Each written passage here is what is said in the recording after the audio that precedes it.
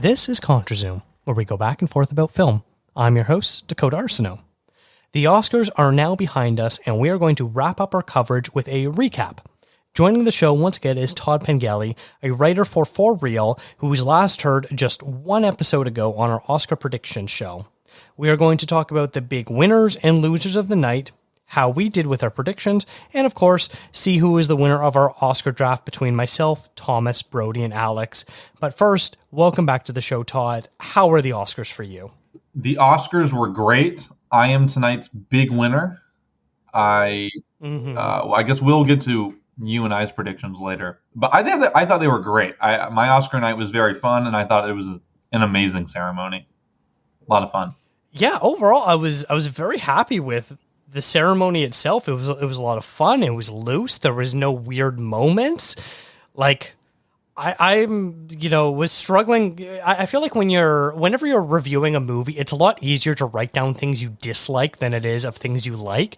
And so when I watch a movie I hate, I just have notes and notes of, well, this was stupid, or that person was annoying, or I didn't like that moment. And for this Oscars, about halfway through, I was like, oh, crap, I should probably be taking notes. The problem is I've liked everything that's happened. I've got no complaints so far. Yeah, I was taking notes from the jump, and my notes consisted of things like, dang, Jimmy is kind of killing it. And like, oh, Divine Joy Randolph is so good. Like stuff like that. It was just a whole lot of, this thing is good. This thing's also really good. So, we'll get more into it, kind of the specifics, but a lot of my notes for most of the night were, this thing is just great. Yeah. But before we get into Hollywood's biggest show, I want to briefly touch on Canada's biggest award show. The Canadian Screen Awards just announced their nominees for the May 31st ceremony of the Canadian Screen Awards, obviously. Last year, Brother, my favorite film of the year, was the big winner. This year, Blackberry leads the way with 17 nominations, a record for the CSAs. One that was actually helped by splitting performance categories up between comedy and drama, so it added more categories to it. Other top nominees include Humanist Vampire Seeking Consenting Suicidal Person, Infinity Pool, Rue, Rich Low, and more. I've actually already seen 12 of the nominated movies, and I'm looking forward to seeing more, but I was wondering if you had any thoughts on the CSAs, Todd. I was a big fan of Blackberry. I thought Blackberry was excellent. I've seen most of the nominees as well. A lot of love for Red Rooms, which was one of my favorites of the year, top 20. So I really enjoyed Red Rooms. It's had a tougher release, at least in Western Canada, because it's a French-speaking film, and so I think it's gotten a lot more play in Quebec. But I'm just super excited for more people to see it, and I'm hoping that even if it's just here in Canada, this allows it to get put on more screens. Red Rooms was I was quite happy to see that it was nominated for Best Picture. These are excellent nominees, including the Paw Patrol movie, which I didn't know was Canadian. Mm-hmm. So shout out Paw Patrol being a Canadian fixture that's become it's like our global export now. But yeah, these are really good nominees. Yeah. Red Rooms is one I haven't seen yet, but one that Jeff Ballmer from Classic Movies Live has been raving about for a little bit. So I really hope I get the chance to watch that one before the ceremony. I'm very happy. I've already seen, I think, 4 of the 6 nominees for Best Film. So that's great job on me for being able to do that. Lots of ones that I'm still very excited about, and very huge shout out to Polaris, a movie that I interviewed the director about 2 years ago, and now getting a nomination at the Canadian Screen Awards. Real? Oh yeah, shout out! Yes, I love Polaris. It was really good. I'm all for kind of Arctic movies in general, and I'm also all for dystopian, post-apocalyptic, Mad Max-esque movies. I like Polaris a lot. And that combines both. It's literally both. It's perfect. All right, let's move on now. For those of you that subscribe to the show or listen regularly, you know a couple episodes ago we did our second annual Oscar draft, and the way that worked was we had four of us. Rachel this year wasn't able to make it, so in her place was Thomas Stoneham Judge, the owner of your website For Real. So you know him quite well there, Todd. And so it was Thomas Stoneham Judge, Alex Cottenham, and Brody Cottenham and Alex Watson. And so the four of us basically drafted movies based on what we think would win Oscars. And I thought I would do well, and it turns out I did quite awful. The winner was a actually tie. Thomas had 7 wins, all of which were for Oppenheimer. Alex also had 7 wins, which 4 of them were for Poor Things. 1 was for Anatomy of a Fall, 1 was for American Fiction, and 1 was for The Boy and the Heron. And then Brody got 4 wins, which was The Holdovers, The Zone of Interest, 20 Days in Marypool, and The Wonderful Story of Henry Sugar. And then myself, I only got 1 singular win, and that was for Barbie, and that was the song. So that was a huge disappointment for me, which means I'm going to have to watch the movie of the choosing of either Thomas or Alex. I'm not quite sure how this works out. I know I made up the rules, but I didn't plan for a tie at first, so I don't know how that works. I actually think that you should have to watch both, and they should have to be a double feature. No. Todd, you weren't a part of this. You don't get to choose. No, but as like an objective, I'm like Switzerland. This is like an objective. And thank you so much, Todd. Thank you for joining the show today. It's been fantastic. I have to have more final appearances on this podcast than anyone else. Like every appearance is like my last time. It's very true. You always open your mouth a little too much for your own foot to go in, and that foot is me booting you out. Fair enough. But now to go to even more embarrassing things, let's go to our prediction results, where if you listen to the last episode, I have now tallied our result. I got 16 out of 23 because I included the 3 shorts categories, and Todd did not, and he still beat me with 17 correct categories. And to be fair, I didn't like technically predict it, but I did give thoughts on it because I thought it would be the winner for War is Over for best animated short. So even if we were counting that, I would get that one because it was the only one I had seen to that point. Yeah, shout out me. I did incredible tonight. I'm like the J. Robert Oppenheimer of this podcast, which is probably a bad thing and also a reason to kick me off. But yeah. Wow. Yeah, I'm just collecting L's all around here tonight. It was all those Poor Things bets I made really paid off. So I win all my Monopoly money because the people in the Academy like big costumes and big hair versus I guess it's not small though in Barbie, right? That was our two of our big differences were in our 3 different categories were hair and makeup and then costumes. And I chose Poor Things and you chose Barbie, but that's not to say that Barbie is subtle in either of those. Yeah. So yeah, I don't know. I don't know what happened there. I actually I was going with my heart picking Poor Things. I am surprised the Academy did the same though, to be honest. Yeah, and I think that's a pretty good place to sort of jump off in our reactions to the Oscars is there was actually a moment there when Poor Things started picking up a lot of the technical awards that I was wondering to myself, is there a chance of a Poor Things upset for Best Picture? And even after Christopher Nolan won Best Director, I was like, yeah, but Emma Stone just won Best Actress after her. Could there be a Poor Things upset? Like, was that something that crossed your mind at all? Because it definitely was crossing my mind of like, I can sort of see how the path to victory for Poor Things is actually going to go. Yeah, I have written in my notes, and I'm quoting, Poor Things Best Picture gonna hit like crack.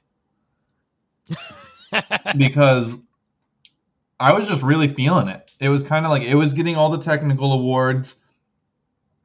And then Zone of Interest won Best Sound. And I was like, what if?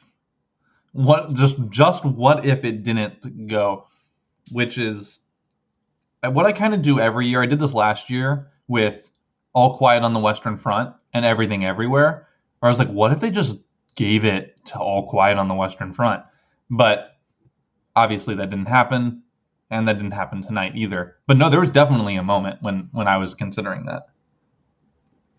Yeah, I think that's a great moment that you're talking about where I agree. Sound was a bit of a turning point where it was like, yeah, okay, I can see how Poor Things, might win production design, might win costumes. Okay, yeah, that makes sense. And then when sound, which, don't get me wrong, I am beyond ecstatic that the Zone of Interest won Best Sound, because I truly believe that was the best sound for the year. That was sort of my hope diction for the year of like, man, it would be kind of great if the Academy did the right thing and gave Best Sound to the movie that actually deserved Best Sound and not necessarily what had most sound or what was the front runner to win Best Picture or whatever you want to sort of consider it. The Zone of Interest legitimately deserved Best Sound, no matter, what angle you were going from.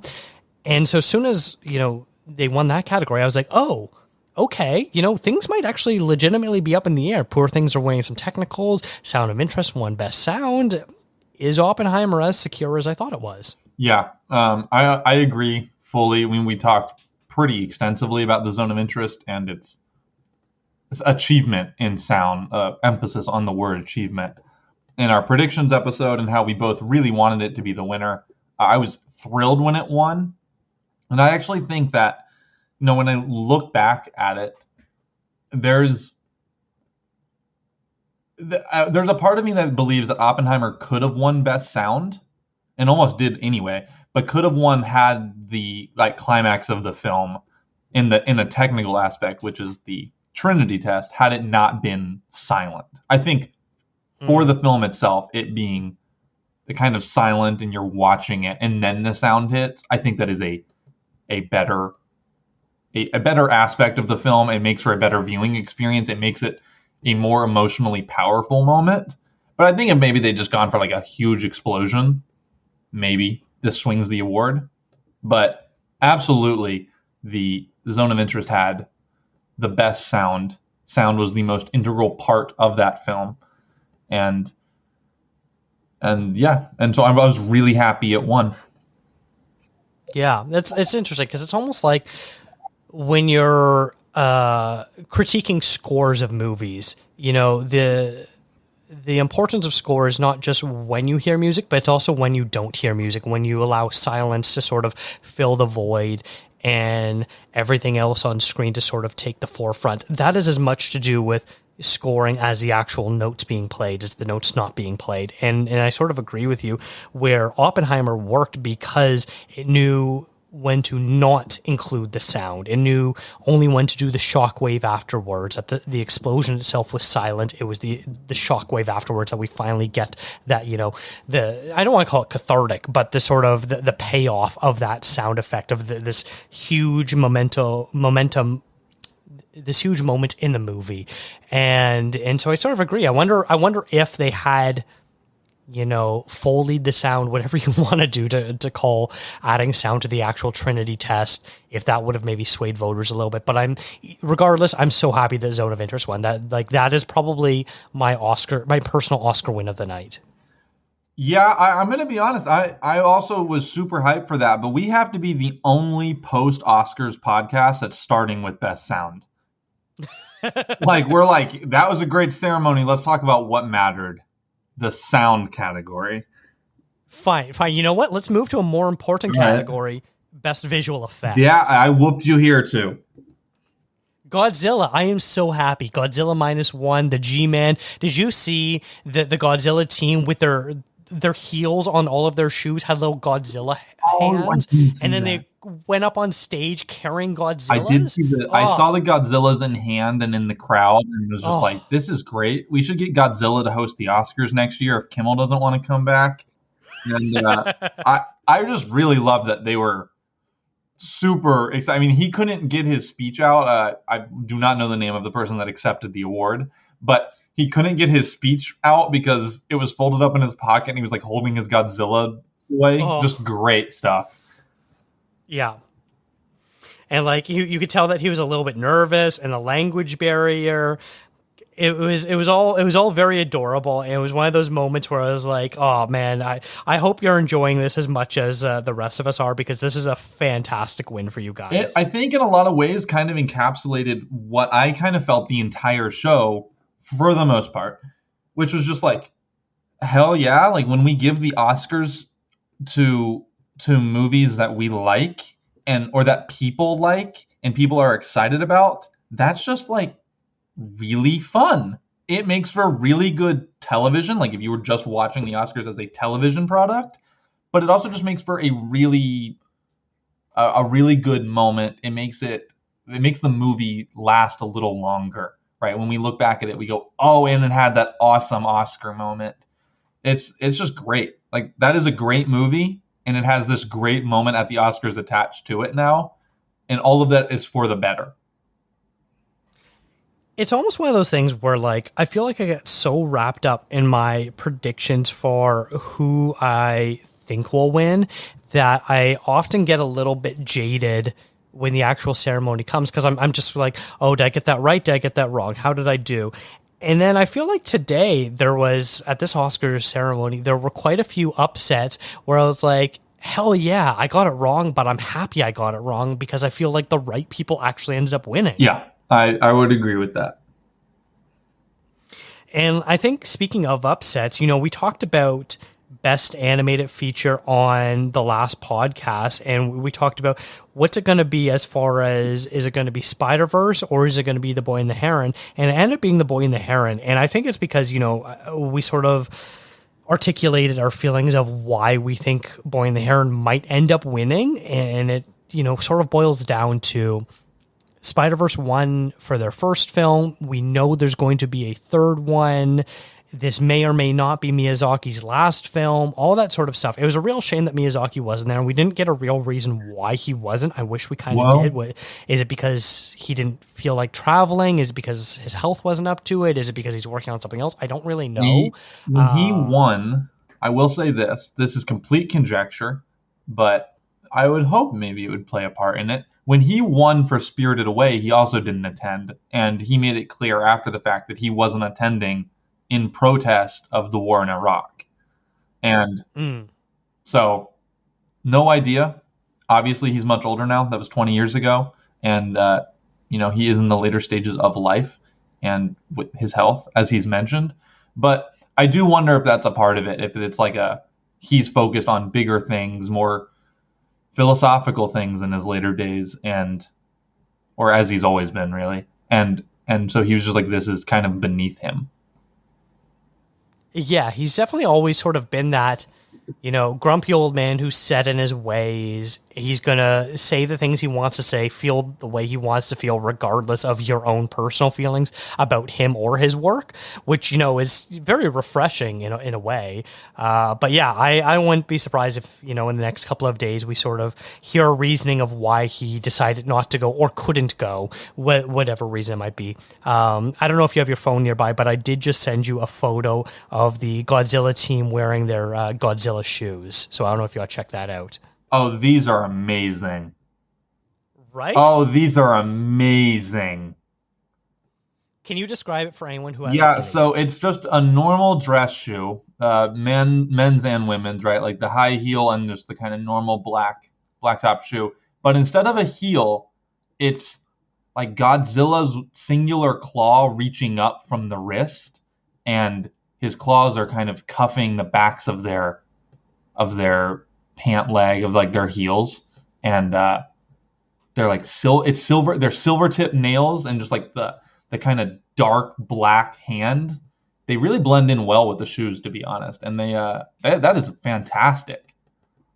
Best costume design right here.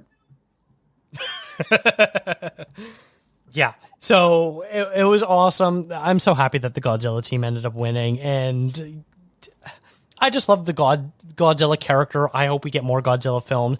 I love the American version of Godzilla. I love the Japanese version of Godzilla. So you know what? Just keep giving me the G-Man. I'm happy about that. Yeah, next year when Godzilla wins all of the awards, they can have one Godzilla claw on a shoe, and then they can have one giant King Kong paw on the other shoe, and it'll be perfect.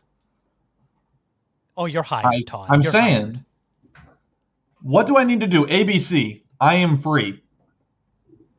You're going to have to talk to Legendary Pictures because they're the ones that are going to be doing the American Godzilla. I was just once a lowly shoe salesman, and now I am a bona fide shoe designer for the Academy Awards. You heard it here first, people. Todd has a foot fetish. Was that broken here first? All right, let's move on to some of the other awards.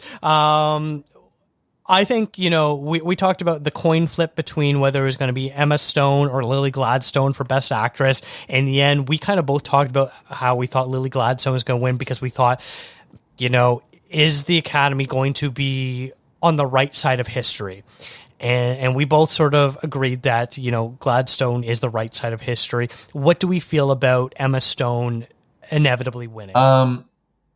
So there's always a shocker, and it was shocking that she won, as you could see on her face. Literally, she looked horrified to win it, and in the audience. And what's not shocking is that they're on the wrong side of history as the Academy. So but I thought her speech was maybe my favorite speech of the night. It wasn't the most polished or clear thesis of what she was trying to convey, but there was such a clear emotional attachment to her performance and to her other nominees, and I think her dedicating her award to Lily Gladstone was very touching. I thought this was an amazing speech from her. I thought it was quite shocking that they decided to give it to her for a lot of reasons. One, she's just young, and this is her second Oscar, and they do not give that many women repeat Oscars unless they're really, really anointing them. And yeah, because there's the whole history thing going for Lily Gladstone, and she won the SAG. So there was a lot of things in Lily Gladstone's favor that I think shocked everyone, including, first and foremost, Emma Stone. So, yeah. Yeah, Emma Stone is 35 years old, and she now has her second Oscar, which is definitely crazy.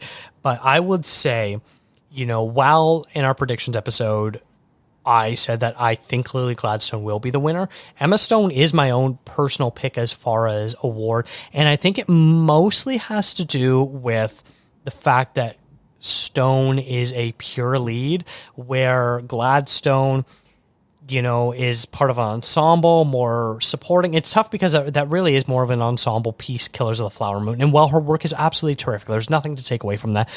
Emma Stone was my favorite performance of this group of 5 nominees. And so I'm personally happy that she won, especially since La La Land wasn't really my favorite movie, and I don't think she should have won for that. But that's neither here nor there. So you're saying we should take away her La La Land Oscar and we should just give that one to Lily Gladstone? Was that the same year as make it a tie as Certain Women? Oh, could we just swap? Was it? I don't know. They were. Oh, I wish they were close. 2016, Certain Women came out. La La Land was 2017. Oh, that was very close. Yeah. Very, very close. Well, I love Certain Women. That's a fantastic movie. We should just turn this into a Kelly Reichardt podcast. Let's do that. I love it. So, I mean, I agree. I think it's very well deserved. I think she is phenomenal in Poor Things, and I don't just mean the quote unquote kind of oh, she's so brave for going full frontal or et cetera, right? I think it's just a phenomenal, transformative, not in she's transforming into the character, but she takes the character through a transformation, and I think it's a really phenomenal performance and a shocking win at the same time. So, insofar as those two coexist, this win really embodies that. Yeah, for sure. All right, what else do we have as far as, interesting wins? I think Davine Joy Randolph had one of the best speeches of the night for supporting actress. I think everyone and their mother predicted Randolph to win this award, and sure enough, she did. And what a terrific speech she gave, very emotional one. Starting, I think, supporting actress starting the show off is always great because they always give such great speeches and just sort of sets the tone of we love movies and we're here to celebrate great films and great achievement in films. Yeah, I loved her speech. She was crying when when the Oscar legends came out and started their speeches, and she started to cry, and I was like, oh no, here we go. Because I was like, oh, now I know that when she gets up there to speak, I'm gonna tear up. And yeah, it's a really excellent way to start the evening. And I was so happy for her. I was so happy. Now let's talk about, they brought back the 5 former winners to present the Oscar. They did that once before. I think it was more than a decade ago. They've done a couple sort of iterations of this where they bring out former winners or nominees to sort of present the awards. And I frankly love when they do this. It's sort of, I love this, history of the Academy, of cinema's history, but also how do they connect to today's nominees? I think it's a great parallel and a great way to sort of bridge the old and the new together. And I thought this year they all gave fantastic speeches, and it's really great just like watching them be like, ooh, what's their connection? Ooh, what are they going to talk about? And so I had a lot of fun with this. What did you think of bringing it back? I know it's a bit time consuming, but like, I'm fine with it. You? Yeah, I'm super fine with it. I'm actually of the opinion that like, I hate that it's done at the expense of clips. I think they should almost just like do a clip package and then let the guys speak anyway. Like just let the legends come out and do it anyway. Because like, quite frankly, that matters. It's the clips matter, their Oscar performances matter. I think when you're seeing the best lead actor or lead actress nominations, but if they were any best picture nominee, then they got a clip package at some point, maybe hours earlier in the show. But if they weren't, then like they never got one, right? Like The Color Purple, for example, was only nominated in one category. And so while it's very nice to see I guess that's also the first award, so there wouldn't have been its video would have been later in the show anyway. But I don't want it to be at the expense of clips. That being said, some of the most emotional moments in the ceremony for me were during those speeches. In particular, when they were kind of serenading Sterling K. Brown, and he was just trying not to cry, knowing that he wasn't going to win because Robert Downey Jr. was the lock. I just thought it was like, it was really touching. It was like, oh, this is a great way to give acknowledgement more than more than just the clip, more than like the clip and then the shot in the crowd of everyone clapping for them, to the nominees that aren't going to win. And with an Oscar season that is so much longer now, and where especially in the acting categories, with the exception of, Best Actress this year, everything else was locked, and everyone in that room knew it was locked, and everyone watching knew it was locked, but we still get these really beautiful moments of like, hey, Coleman Domingo, like, we're going to give you a couple minutes. Or Robert De Niro, we're going to say you just won. And that was great. So I loved them. I thought those were fantastic. I think they should do that like literally every year. Yeah. Yeah, I agree. There's a film critic I follow on Twitter, Daniel Joyeux, who in the past has come up with a fantastic idea of how to treat the Oscars. It was like, look, the people that actually care about the Oscars really care about it. Everyone else, stop trying to chase these imaginary, wannabe viewers. They're never going to care about the Oscars, so stop trying to chase them. So what you need to do is really focus on this small but super dedicated group of people who actually love and adore the Oscars. And what you need to do is structure it in a way. And the way he suggests it was, in the beginning of the day, you basically give out all the technical awards, the shorts, stuff like that they keep trying to cut, but no one actually wants to get cut. But you have all that there. You give out the Lifetime Achievement Awards, all that great stuff. And then it switches to a concert at like, I can't remember the name of the famous auditorium in LA, where they perform performances of all of the nominated scores and all of the songs all back to back. You just do that as a concert, basically an hour or two, whatever it takes. And then you do basically the prime time Oscars. And that's the award ceremony that everyone that you're trying to chase, that's what they're going to watch. They're going to watch Best Director and Actor and Actress and the Screenplay Awards and Picture and Director and stuff like that. And you keep it tight and you keep it short of like 2 hours, and that's what those people want to watch, and that's what they care about. But for all of the rest of us, you get this whole day-long Super Bowl-like experience, because people that love the Super Bowl are watching the pregame show at like 10 a.m. They don't care that the Super Bowl itself doesn't start till like 4 p.m. They're there all day watching it. And that's what us, dedicated Oscar fans are also like. And something like that, I would love for something like that to happen. I completely agree. I think that would be a really fun way to do it. It's basically an all-day. It certainly felt like an all-day event today, just because of daylight savings and the earlier start time. It was like my body was like ready for lunch, and it was like, oh, I can't miss the Oscars, which are literally starting right now. So absolutely. I also just wish they, like, in the same vein, they should make the honorary award. I mean, you did mention this, but like the governor's awards, I think they should. I think those are important, and I also think that those are moments, obviously, where they give them to people that are important, and often that the Academy has kind of like glossed over in the past, but also like smaller people, like really important editors or really important sound designers or set decorators or the like, just over the years. And so I think those are also like for film people, for like historians, students of film, young people that are just getting into film, old people who have been watching and loving film, even if it's just like even if it's not their sole passion, but they're like, yeah, I go to the theater and then I watch the Oscars. And if I haven't seen every nominee, okay. I think like the honorary, the governor's awards are also like super important, and I wish the Academy treated them as such, but I guess that's a television rights deal. But yeah. Mm-hmm.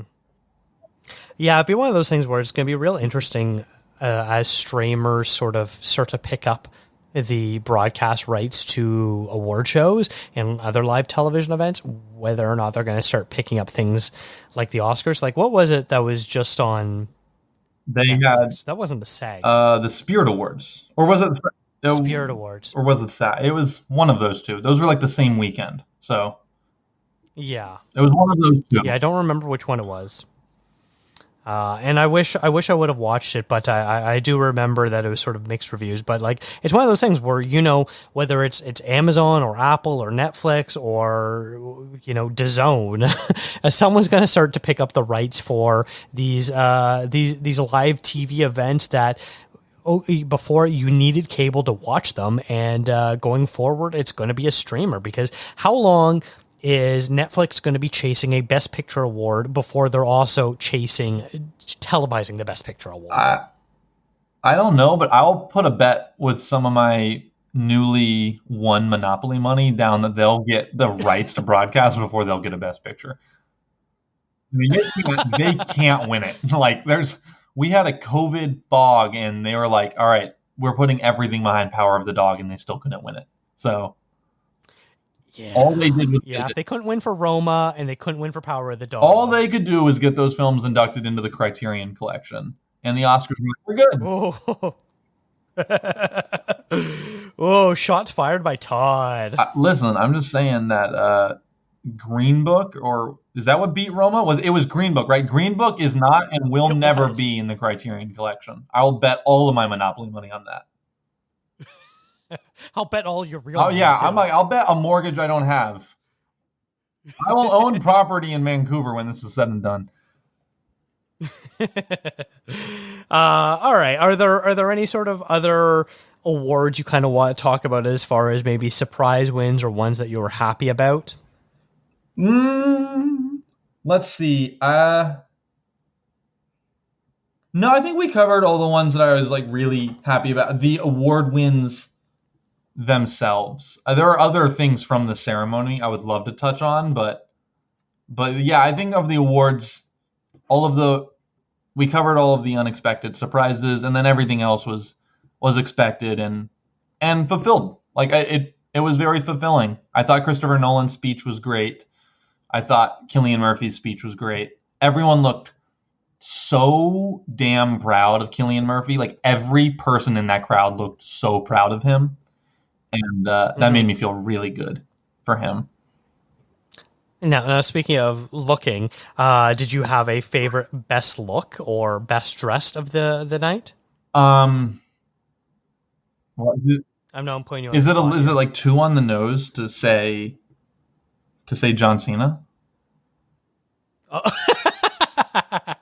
Yeah, I don't think that was really a look. I know he was presenting best costumes, but I feel like he was wearing a lack of costume for that. Yeah, he was. I have to say, I really, of all the Gosling things from this evening, I do have to say I texted basically everyone I knew instantaneously when I saw him on the red carpet with the open button shirt, and I was like, this is not like this has to go against the Geneva Convention.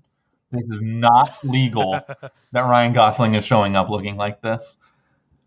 Um, It's funny. I went to a friend's wedding about a year and a half ago now, and I was like, I'm not going to wear a tie. I'm just going to do the open collar shirt. And the amount of compliments I got. Apparently, guys, that is the way to go. Is just undo a couple buttons on your dress shirt, and you don't. yeah, I said like straight up, just he undid like not even a couple. It was like four.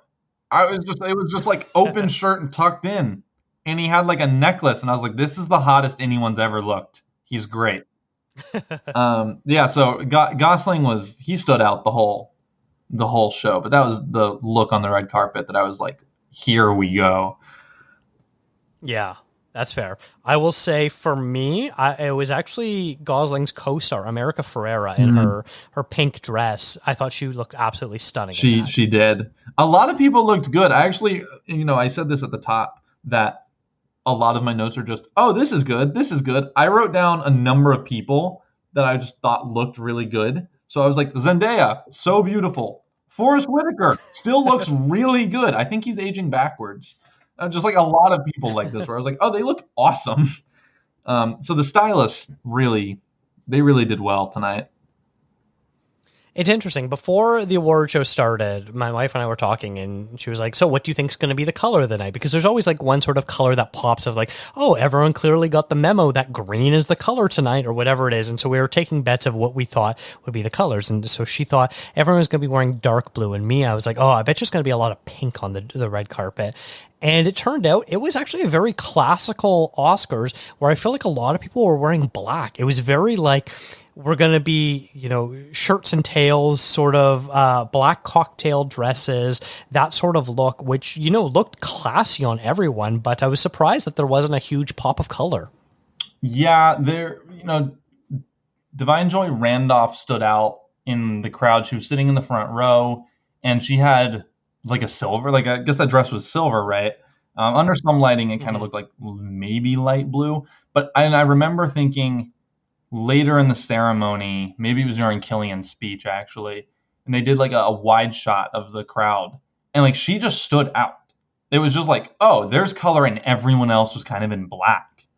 And there would be like some brief things, but yeah, I was noticing any amounts of color. Like when Matthew McConaughey got on stage, it was like he wore like a dark, like a velvety red. And I was like, oh, that's not a black tux. I was just like, there wasn't a ton of color. So I thought that was strange. Yeah, I was a little surprised about that for sure. What else do I have on my notes? Oh yeah, I would have to say the in memoriam done by both Andrea Bocelli and his son was really beautiful. Yeah. Like the in memoriam segment is such a conflicting segment for me because I love when they honor the craftsmen who unfortunately passed in the past year, but the song is either just too overwrought or it's just a very conflicting segment for me. And I thought this year it was a beautiful choice of a song, beautiful performance. It was, both understated, yet the power that it needed to convey its seriousness. So overall, I was very happy with the in memoriam segment. What about you? Yeah, I thought it was really beautiful. They were doing a weird thing with the screen in the Dolby Theater where like it would just go down or go up kind of depending on what was going on the stage while stuff was playing on it. And that Yes. like really got me at first because it was like, the camera was coming in to kind of show the people dancing on stage, and like the screen showing the in memoriam was just like going up, and I was like, this is very weird, but otherwise like super beautiful. And that's not a critique at all, just more of like I was really noticing the stuff that was going on the stage. And yeah, it was beautiful. I always kind of get weepy eyed at that stuff. I'm just a sucker for stuff that's supposed to make you cry. So Mm-hmm. they get me.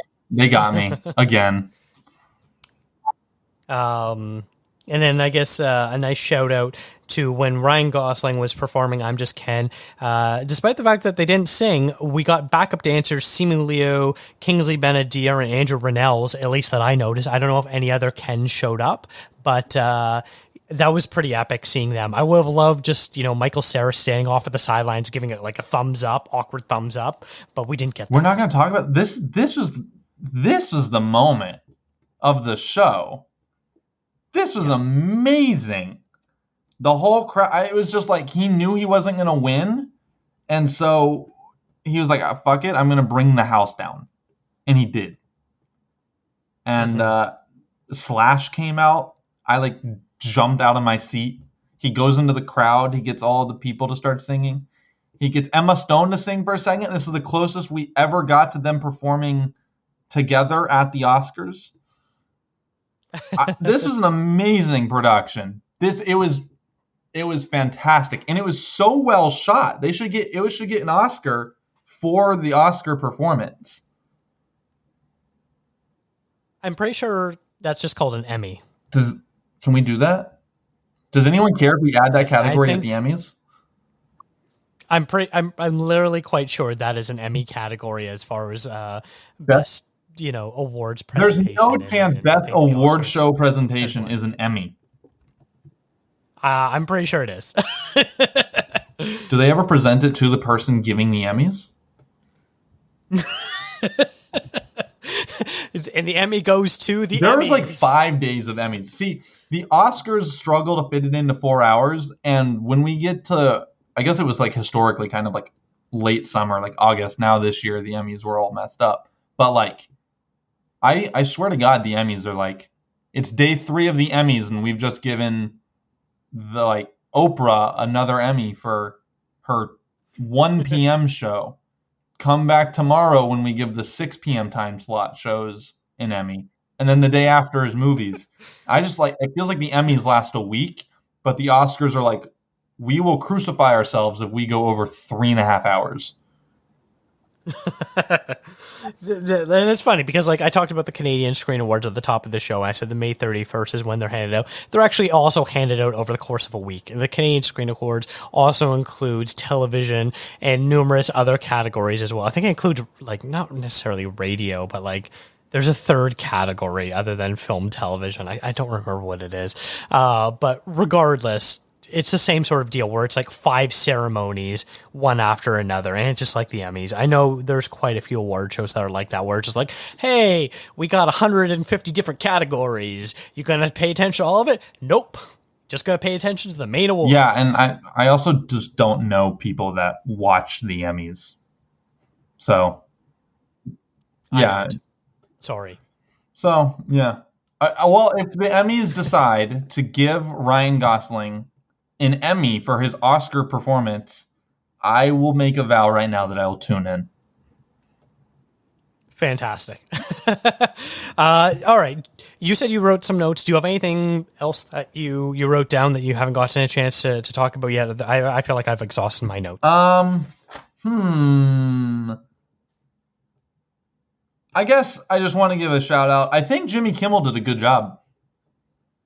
Yeah, let's talk about it. This is his 4th time, and some jokes fall flat, but that's literally that happens. No one ever goes 100%. Even when you go back and kind of rewatch some of those Billy Crystal monologues, it's not every joke hits, but that's kind of the point, right? Because if every joke hits, they aren't pushing the envelope enough sometimes. Mm-hmm. But this was really good, and I think there was a commitment to the bit that I really enjoyed with this Oscar presentation, in that at first when John Cena is standing, when you can just see his upper chest, I was this is kind of dumb. I get they're making the streak joke, but this is stupid. And then he fully just walks out to give the costume award, and I was oh, they're doing this. And then it became very funny to me. In much the same way that Ryan Gosling didn't just go for it, he fully went for it. And so I thought that just makes the show better. And I think Kimmel felt very comfortable in this role. I felt like he had upwards of 90% success rate with the jokes. And yeah, I don't know. I thought he worked the crowd really well. Just stuff really worked. This was kind of a seamless show because of that. And they really didn't run that far behind.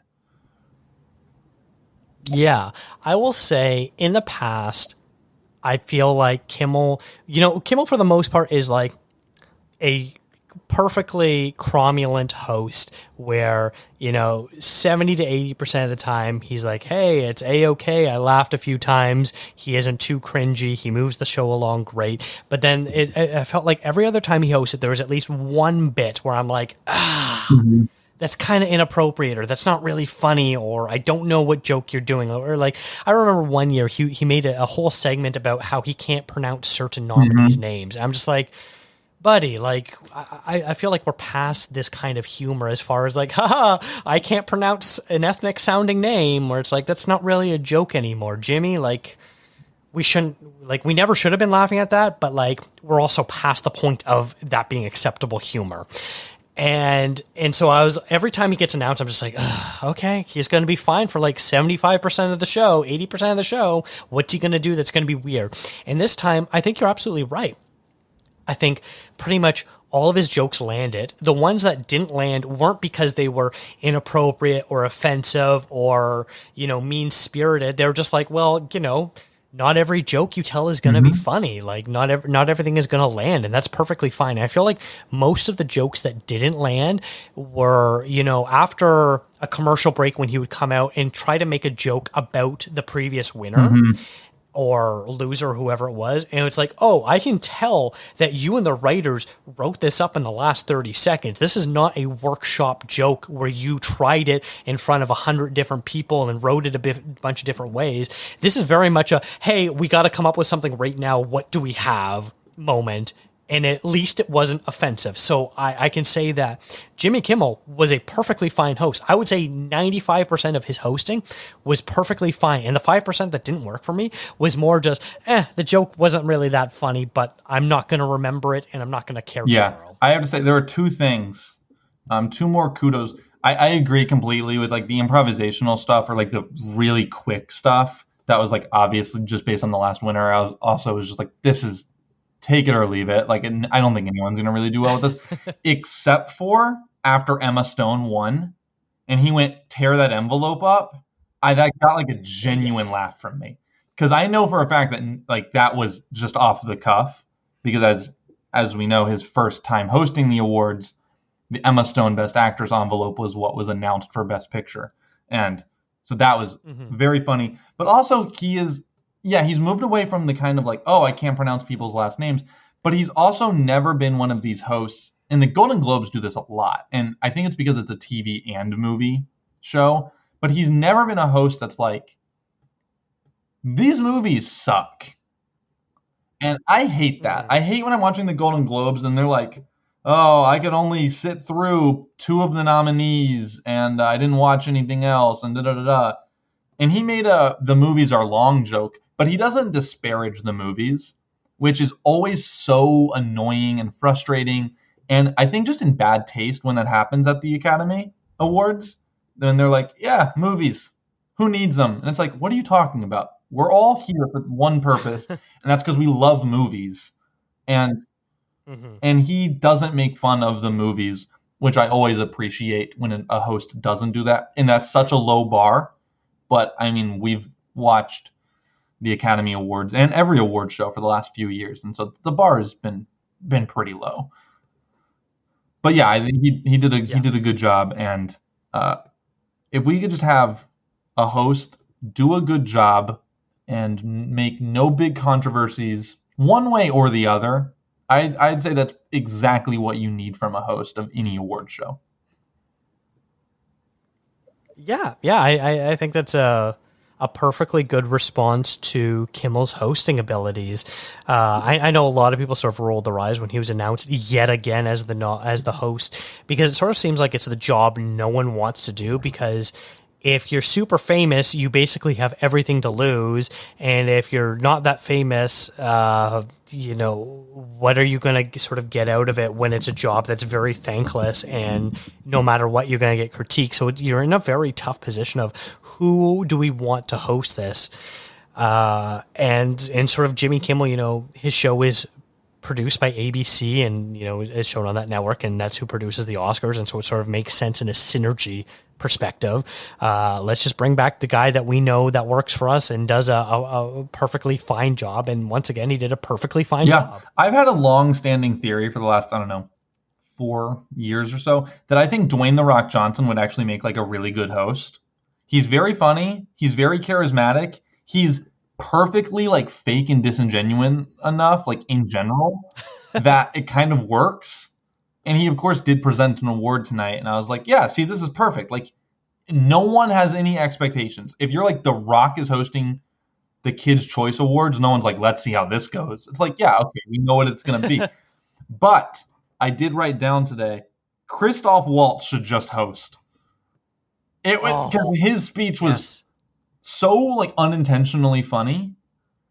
And I was like, this is great. Can we just have him try to do normal dialogue for 3 hours as he hosts the show? It would be so entertaining.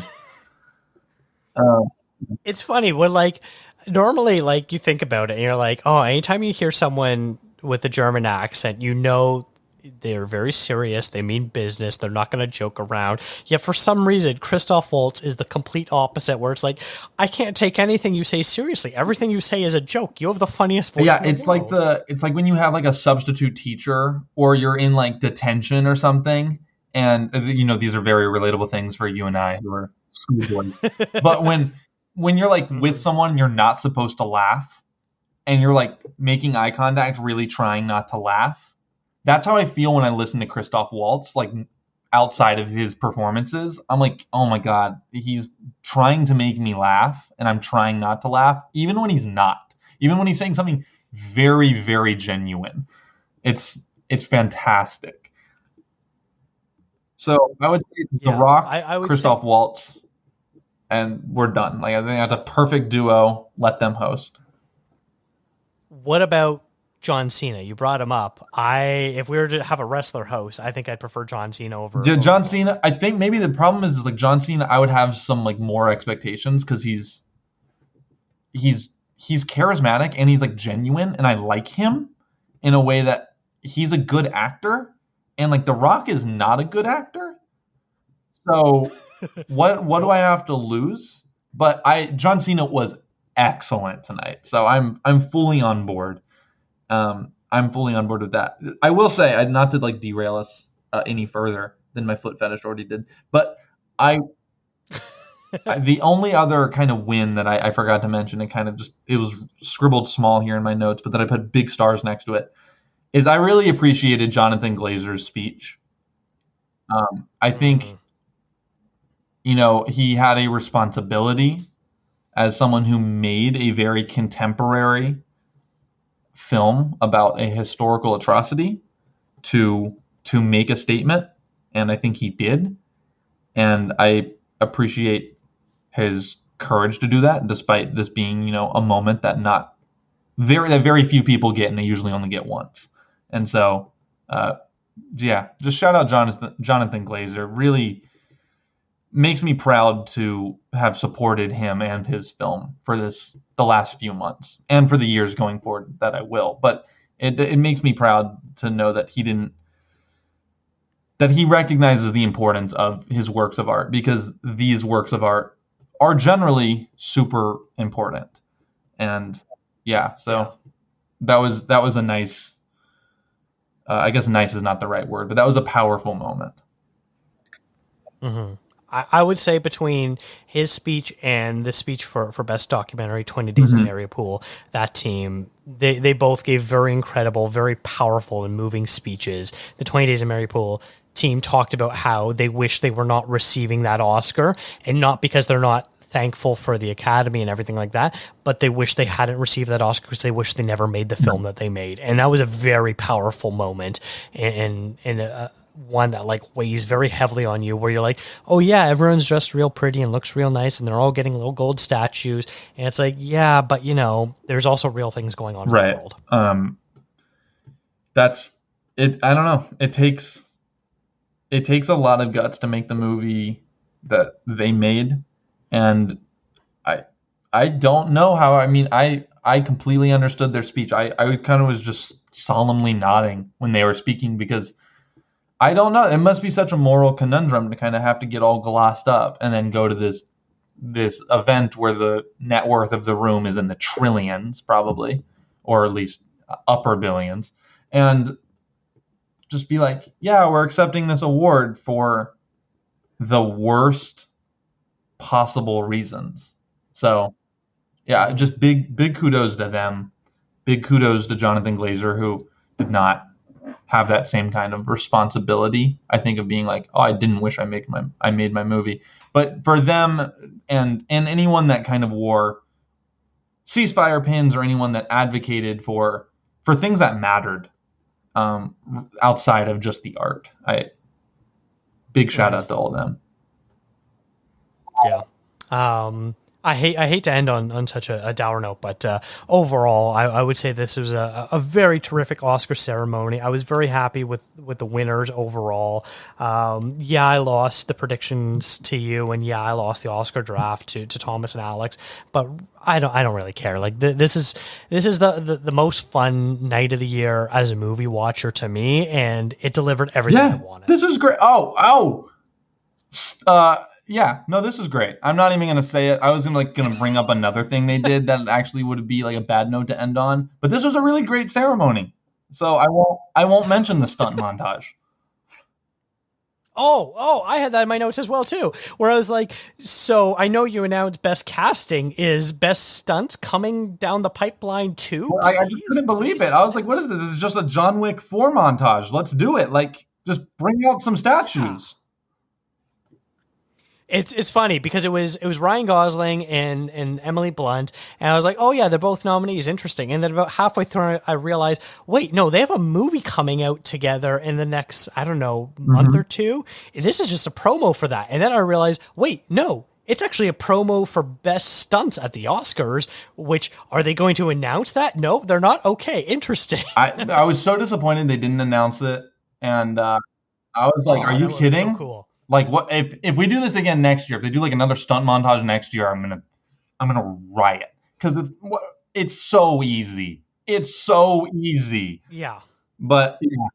I want a best stunt / choreography Oscar so badly. And just, speaking of The Rock, speaking of John Cena, just coming from, the top ring, whatever wrestling analogy you want to use, just body slamming into the Oscar stage and being like, there's a best stunt category. It's also like, there are some actors that don't give a shit about kind of their acting in things, but they care a lot about the stunts. Like, imagine the press junket even of just like Tom Cruise for the next Mission Impossible movie. He'd be like, no, we need the movie where he goes to space. The movie where he goes to space. We need to get these stunt people Academy. He would be everywhere. He would be on every show. He'd be at it would be unbelievable. He would be like, Oprah, you can interview me again.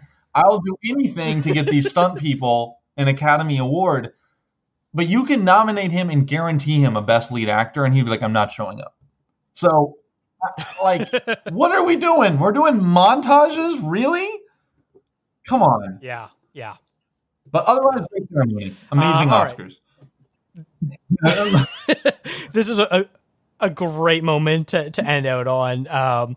Todd, I want to thank you so much for coming on. I know that Oscars just ended less than an hour ago while we're recording this, so I super appreciate you taking the time to talk with me. What is the best place that people can find more of your work? Where can people follow you? All that great stuff. You can follow me at Todd_complex, and if that doesn't show up, then just get rid of the underscore. You can find my stuff all over the internet, mostly at forreal.com. And yeah, that's me. I think that's everything. Well, I'll correct you. This is forreal.com, and Todd_complex is your correct Twitter. Look, I got one of the two correct, which is better than Al Pacino did tonight. So barely. Always, you're one of my favorite guests, Todd, so thank you. Thank you. This has been a That Shelf podcast. Visit thatshelf.com for more great film discourse. Follow the show on Instagram, Twitter, and Threads at ContraZoomPod. What did you think of this ceremony? Send an email to ContraZoomPod@gmail.com. Thank you to Eric and Kevin Smale for the theme music and to Stephanie Pryor for the logo design. If you like to listen to podcasts on YouTube, we do post all episodes there as well. And if you really like the show, consider tipping us on coffee. Thanks for checking us out.